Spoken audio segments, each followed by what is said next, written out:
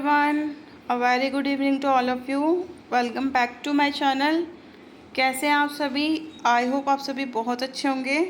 So students, last video में हमने कुछ बेसिक अकाउंटिंग टर्म्स देखे थे आपकी क्लास 11 की अकाउंटेंसी बुक से. आज की वीडियो में हम जो टॉपिक कवर करने जा रहे हैं वो है असेट्स. तो सबसे पहले हम देखेंगे कि असेट्स क्या होती है.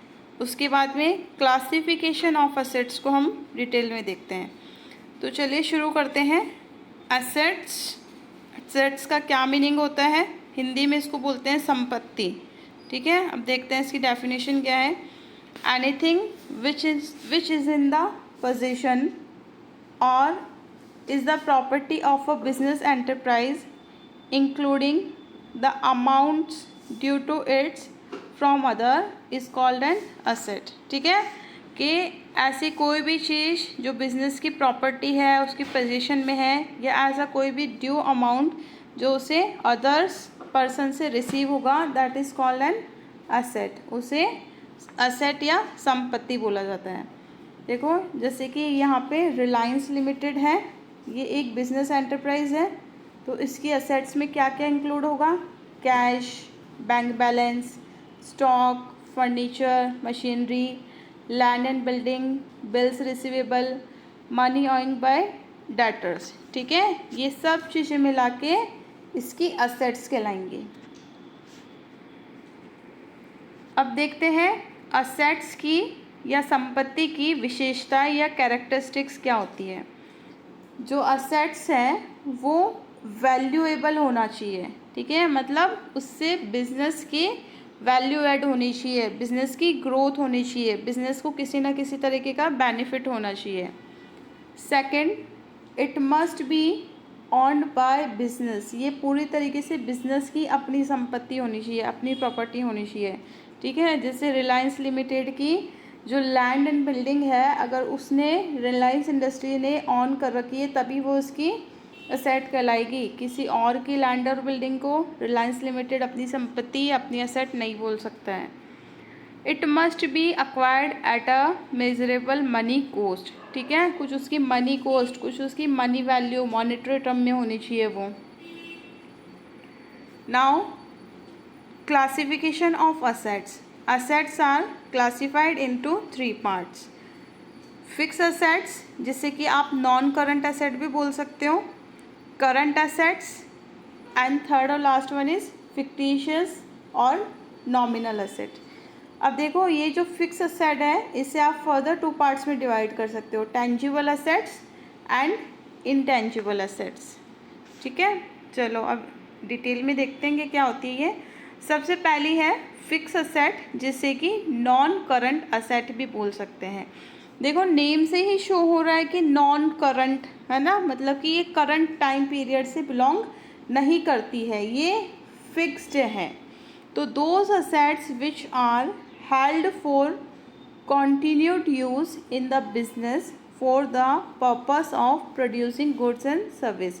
ऐसी मशीन जो कि बिजनेस में कॉन्टीन्यूसली होल्ड की जाएगी इस पर्पस से कि आप बिजनेस को गुड्स या सर्विस प्रोड्यूस करनी है उन असेट्स के through, that is called fix asset. जैसे कि मान लो प्लांट या मशीनरी, एक मशीनरी है किसी भी बिजनेस की जो क्या प्रोड्यूस करती है, मान लो वो प्रोड्यूस करती है पेन. ठीक है, तो पेन के कॉन्टिन्यूअल प्रोडक्शन के लिए बिजनेस उसे हेल्ड करके रखता है, that is called fix asset. ठीक है, मशीनरी जो होती है वो बिज़नेस लॉन्ग टर्म के लिए हेल्ड करके रखता है प्रोडक्शन पर्पस के लिए. ओके, उसके बाद में देखो, are not meant for resale. ये कोई भी असेट रीसेल करने की पर्पस से नहीं रखता है. जैसे मशीनरी है तो कोई भी बिज़नेस उससे क्या करेगा, गुड्स प्रोड्यूस करेगा. ऐसा नहीं है कि मशीनरी को उसने ख़रीद लिया और 4 महीने बाद में बेच दिया. ओके, तो एग्जाम्पल देखो क्या क्या होते हैं फिक्स असेट या नॉन करंट असेट के. Long term investment and fix assets, जैसे कि लैंड एंड बिल्डिंग हो गया, प्लांट एंड मशीनरी हो गया, कंप्यूटर हो गया, मोटर व्हीकल हो गया, फर्नीचर हो गया, एक्सेट्रा. ठीक है, तो ये चीज़ आपको ध्यान रखनी है कि फिक्स असेट्स या नॉन करंट असेट क्या होती है. ऐसी असेट जो बिजनेस लॉन्ग टर्म के लिए हेल्ड करता है और उसका मेन पर्पस क्या होता है, purpose of producing goods and services. Okay, non current assets या fix assets are further classified into 2 parts. जो ये आपकी नॉन करंट असेट्स है या फिक्स असेट्स है, इन्हें भी 2 पार्ट्स में डिवाइड किया गया है। फर्स्ट है आपकी टेंजिबल असेट। टेंजिबल असेट यानी कि वो असेट जिसे आप देख सकते हो और टच कर सकते हो, या फिर जिनकी कोई फिजिकल एग्जिस्टेंस होती है, जैसे कि land and building, plant and machinery, computer, motor vehicles, furniture, stock, cash etcetera. ये ऐसी चीज़ें हैं जिनकी सबसे पहली बात तो फिजिकल एक्सिस्टेंस है, and second it can be seen and touched. Okay, intangible assets, those assets which cannot be seen और फेल्ट। ठीक है, ऐसी असेट्स जिसे ना तो आप सीन कर सकते हैं ना ही फेल कर सकते हैं। In the other words I can say these assets do not have physical existence. इनकी कोई फिजिकल एग्जिस्टेंस नहीं होती है। ठीक है, देखते हैं इसमें कौन कौन सी हैं। Goodwill, patent, copyright, trademark, computer software and prepaid expenses. चलो थोड़ा सा देखते हैं इन्हें ब्रीफली कि ये क्या होते हैं।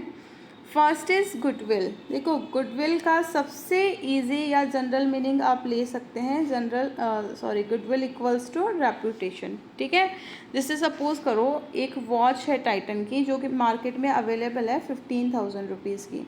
ठीक है, बट एक जो दूसरी सिंपल सी वॉच है वो मार्केट में अवेलेबल है 1,000 रुपीज़ की।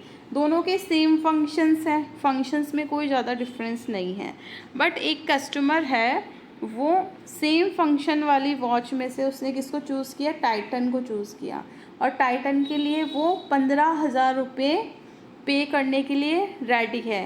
Y? Because of goodwill, because of reputation, because of brand. ठीक है, तो समझ में आया आपको गुडविल का मतलब? सेम वैल्यू वाली गुड के या सेम वैल्यू वाले स्टॉक के हम ज़्यादा पैसे पे करने को भी तैयार होते हैं बिकॉज ऑफ रेपुटेशन। ठीक है, so in this way goodwill is valuable for business. तो इस तरीके से देखो, जो गुडविल है वो बिजनेस के लिए वैल्यूएबल ही है, बिकॉज वो क्या ला रहा है, उसके लिए प्रॉफिट ही ला रहा है एक तरीके से। चलो, पेटेंट क्या होता है? पेटेंट मतलब ऐसा इन्वेंशन जो पहले कभी भी नहीं हुआ हो, कोई नया इन्वेंशन होना, लाइक नए नए तरीके की टेक्नोलॉजी आना। ठीक है, नए नए तरीके के कुछ इक्विपमेंट्स बनना, दैट इज़ पेटेंट। तो उन्हें हम हमारे नाम से, जैसे मान लो आज मैंने कोई इन्वेंशन कर दिया, मैंने कोई बहुत बड़ा इक्विपमेंट बनवा दिया, तो मैंने उसका पेटेंट करवा लिया। Okay, that is patent. Trademark को आप देख ही सकते हो कि ट्रेडमार्क बेसिकली क्या होते हैं, लोगो होते हैं, जिन्हें अगर एक कंपनी ने ट्रेडमार्क करवा लिया है, या सिंपल वर्ड्स में बोलूँ, अगर अपने लिए उसका रजिस्ट्रेशन करवा लिया अपनी कंपनी के लिए, तो फिर कोई दूसरा उन्हें यूज़ नहीं कर सकता। जैसे कि ये देखो, यहाँ पे एप्पल का लोगो है, ये मैकडोनल्ड का है, ये फेसबुक का है और ये व्हाट्सएप का है। तो सपोज़ करो अगर मैंने कोई ऐसा ऐप बना लिया जिससे जो फेसबुक की जैसे ही वर्क करता हो, तो मैं इस लोगो को यूज़ नहीं कर सकती हूँ। ठीक है, अगर मैंने कोई मोबाइल की कंपनी बना ली तो मैं इस लोगो का यूज़ अपनी कंपनी के लिए नहीं कर सकती हूँ। ठीक है, तो ट्रेडमार्क का मतलब एक तरीके से उसे रजिस्टर्ड करवा लेना, अगर मैं बहुत ही सिंपल लैंग्वेज में बोलूँ तो। ठीक है, पेटेंट का भी यही है कि कोई अगर इन्वेंशन हुआ तो उसे अपने नाम से या अपनी कंपनी के नाम से रजिस्टर्ड करवा लेना। ओके, और लास्ट है इसमें कॉपीराइट। कॉपीराइट जो भी होता है वो आर्टिस्टिक वर्क के लिए होता है, जैसे किसी ने कोई बुक लिख दी, किसी ने कोई म्यूज़िक बनाया, किसी ने कोई मूवी बनाई, तो वो उसे सिर्फ अपने नेम से या अपनी कंपनी के नेम से ही चलाएगा।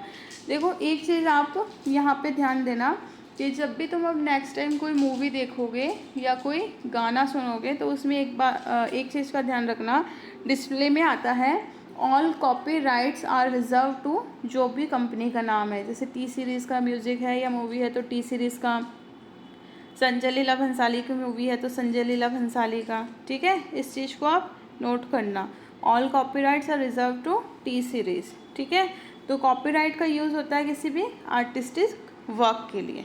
ओके, चलो सेकंड है इसमें, देखो करंट एसेट क्या होती है। अब देखो नेम से ही शो रही है, ऐसी असेट्स जो कि करंट टाइम से बिलोंग करती है ना। Those assets which are meant for sale, ठीक है, इन्हें हम सेल भी कर सकते हैं हम, मतलब business. Meant for management would want to convert into cash within 1 year, okay, 1 साल के अंदर इन्हें कैश में भी कन्वर्ट करवाया जा सकता है। Also term as short lived और एक्टिव एसेट, इन्हें शॉर्ट लिव्ड या एक्टिव एसेट्स भी बोला जाता है। एग्जाम्पल देखो, डेटर, डेटर किसको बोलते हैं, अ पर्सन हु ऑज मनी, ठीक है। जैसे कि फॉर एग्जाम्पल यहाँ पर रिलायंस लिमिटेड है और यहाँ पर ये मिस्टर ए है। तो रिलायंस लिमिटेड ने मिस्टर ए को क्या किया है, 50 लाख का गुड्स सोल्ड किया है क्रेडिट पे, उधार पे उन्हें 50 लाख का माल बेचा है। तो जो मिस्टर ए है वो रिलायंस लिमिटेड के कौन है, डेटर, ठीक है। तो debtor are expected to be converted into cash within a reasonable short time, ठीक है। जो डेटर है वो एक रीजनेबल शॉर्ट टाइम में किस में कन्वर्ट होता है, कैश में, है ना। मिस्टर ए जो है यहाँ पे ये कुछ समय बाद में रिलायंस लिमिटेड को क्या पे करेंगे, 50 लाख रुपीज़। तो ये डेटर किस में कन्वर्ट हो गए हैं अब, कैश में, ओके। चलो आगे देखो, stock, sale of stock can be converted into cash, ठीक है। हमारे पास में मान लो यहाँ पे रिलायंस लिमिटेड के पास में 1 करोड़ रुपए का स्टॉक रखा है, तो वो उसे सेल करके किस में कन्वर्ट कर सकते हैं, कैश में। बिल्स रिसीवेबल, बिल्स रिसीवेबल क्या होते हैं, देखो इस एग्जांपल के थ्रू समझते हैं, उसी एग्जांपल को फॉलो अप कर रही हूँ मैं। रिलायंस लिमिटेड ने मिस्टर ए को क्या किया है, 50 लाख रुपए का माल बेचा है उधारी पे। तो मिस्टर ए कौन होगा, इनके डेटर, ठीक है। बट मिस्टर ए के पास में मान लो कि 1 महीने की उधारी के बाद में भी पैसे चुकाने के लिए या क्रेडिट सेल के पैसे देने के लिए इनके पास में नहीं है।